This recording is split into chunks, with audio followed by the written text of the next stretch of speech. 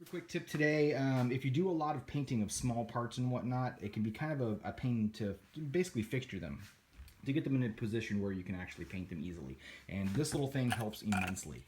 So whenever you have to paint, small stuff and whatnot, it's nice to be able to get all the way around it, because it's probably not going to be in the middle of the room. It's going to be on the table. Depending on your table, you may not have access to all four sides. You may not want to be walking all the way around it just to begin with. It's just way more convenient to be doing this, especially if you're doing something like airbrushing where your brush is tethered to a single spot.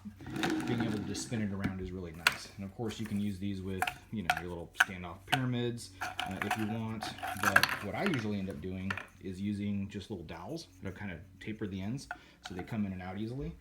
And I'll either hot glue or tape parts onto these, paint them, like airbrush them, spray paint them, whatever, just in my hand holding them, and then I'll set them in, or you can spin it around if you want to do it that way. But either way, just a huge help having that thing in the shop, and that's just a lazy Susan bearing you can get from any hardware store, and a couple scrap pieces of wood, and these holes just don't go all the way through, so they just, everything sits in there nicely, and then you can go about your business, and makes everything really easy. It's probably like $6 or $7 to build this thing, and it's a huge time saver.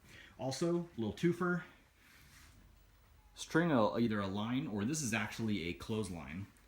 It's hooked up over there, bring it all the way over here, so whenever I need to paint, I back the car out and I hang stuff from here, and I spray paint them hanging, so having a dedicated spot for that is nice.